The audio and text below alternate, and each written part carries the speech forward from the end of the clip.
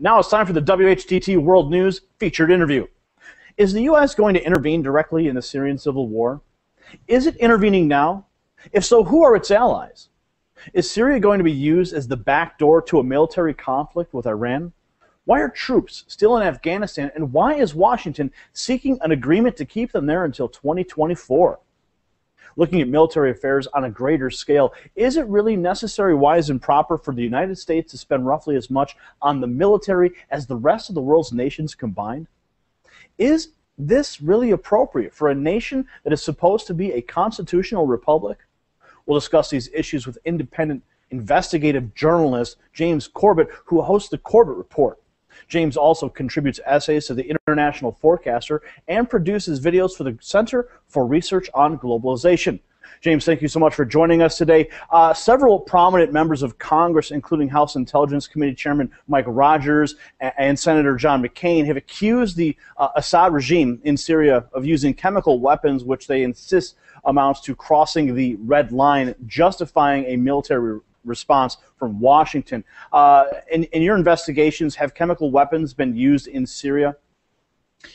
Well, it's very difficult to say because we don't know a lot about what happened last week in this reported incident. We do know that at the time it was being reported as a chemical weapons attack and was being hyped as such, because that would, of course, be part of this crossing of the so-called red line that has been drawn by Obama and others in his administration as one of the things that they would use as a marker of whether or not to begin military operations. But in fact, as it has turned out, the best intelligence that we have so far is that, in fact, this was not a chemical weapons attack. Basically, for those who don't know, there was reports of rockets being fired in the vicinity of Aleppo from an area called Al-Bab, which in fact is being held or controlled by an Islamic militant group called Jabhat al-Nusra, which is said to be linked to the mythical Al-Qaeda beast. And this attack resulted in some casualties, including Syrian military officers, and in fact 26 deaths. And it was initially thought it was a chemical attack because the attack produced symptoms of vomiting, seizures, suffocation, and other such symptoms in some of the people that were in the vicinity.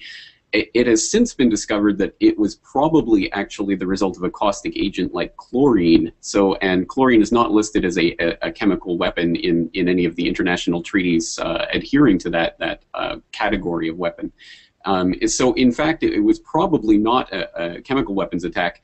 And interestingly enough, there is in fact a factory just east of Aleppo that produces chlorine that, again, would be readily accessible to the militants and jihadists.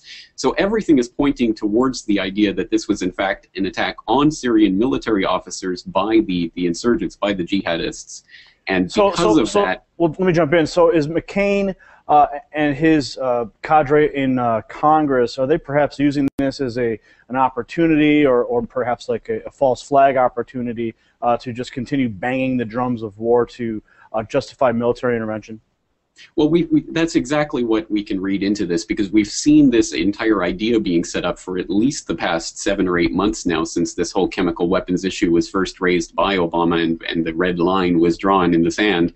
And I think we've been seeing this build up to a potential false flag scenario, so that whenever anything even accused of being a chemical weapon was used, it would be blamed immediately on Assad. I think that's what happened in this case. I think they've backed off this claim a little bit since these details have started to surface, and it doesn't look like they'll be able to pin it on Assad. But interestingly enough, as we are speaking, there's now new, fresh reports of another potential chemical weapon attack. This time in a different part of the country. So far, there's absolutely nothing confirmed, but there are some reports floating around that it's phosphorus-based chemical weapon. But again, this isn't confirmed yet. So we'll see. They're going to continue trying to take this tack, but I don't think it's going to stick. And if and when it does, it could very well blow up in the face of the U.S. and its allies, because even the CNN and other news agencies were reporting a few months ago that the U.S. was leading training of Syrian jihadists in Jordan and Turkey, specifically in how to handle and secure chemical weapons stockpiles. So, in fact, they've been giving training to jihadists for this exact type of scenario. So I think everything points back towards them, and I don't think this particular false flag is going to fly, and they're probably going to try it again in the near future. James, during a recent visit to Baghdad, Secretary of State John Kerry demanded that the government of Nouri al-Maliki forbid Iran from using its airspace to ship weapons to Syria. CBS report notes that, quote, the U.S. believes the Iranian shipments are aiding Syrian President Bashar Assad and undermining Western-backed opposition groups. Is there any moral justification for the Obama regime to condemn Iranian interference in Syria, even while it provides aid to armed rebels seeking to overthrow that government? The hypocrisy here is off the charts, not because simply because the U.S. and its allies, primarily Qatar and Saudi Arabia, have been openly and on the record providing military and financial support to the jihadists in Syria from the very outset. In fact, even before this uprising nominally began, we know that the U.S. has been involved through State Department funding since at least 2006 through leaked cables that have come out from the State Department.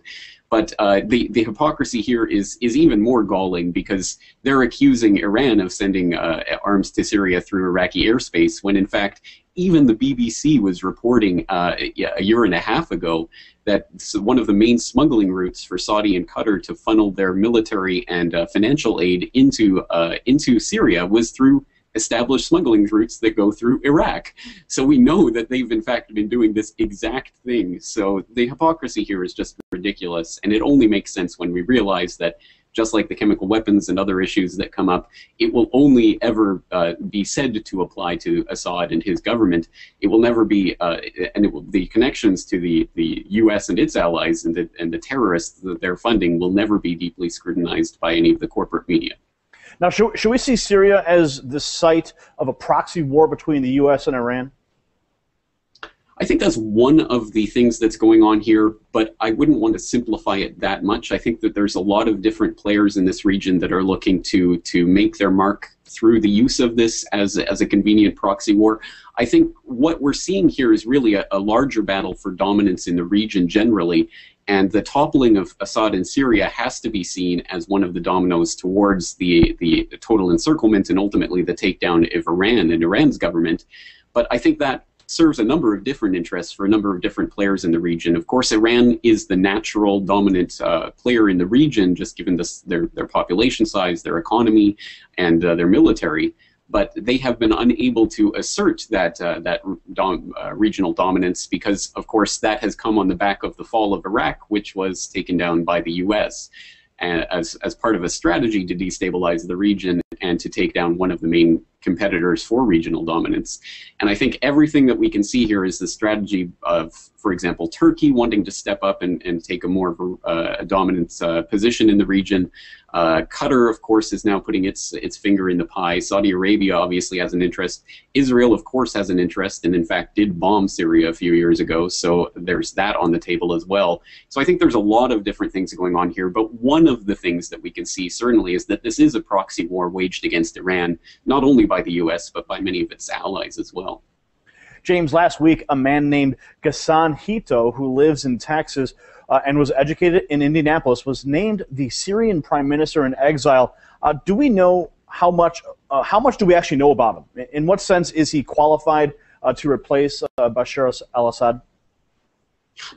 Well, I think the qualifications that he has is that basically he's been handpicked by the so-called opposition, and the Western media have been falling all over themselves to talk about this Ghassan Hito and to stress the fact that he's been a longtime U.S. resident and his Texas affiliations, etc.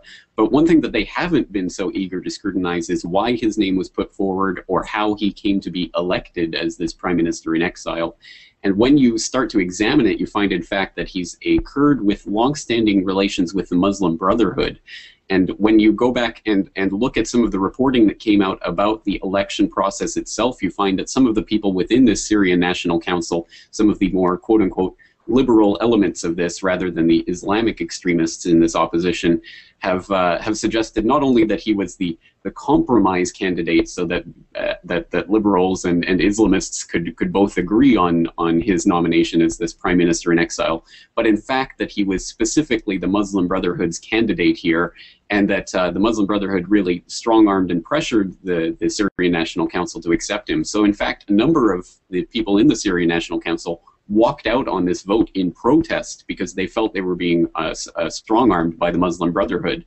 So what we have here is just another Muslim Brotherhood candidate coming in to replace a former government leader, or a soon-to-be former government leader in the U.S.'s eyes anyway, just like what we saw in Egypt. And again, this has to be seen in the proper context. This is actually part of a strategy that goes back a number of years.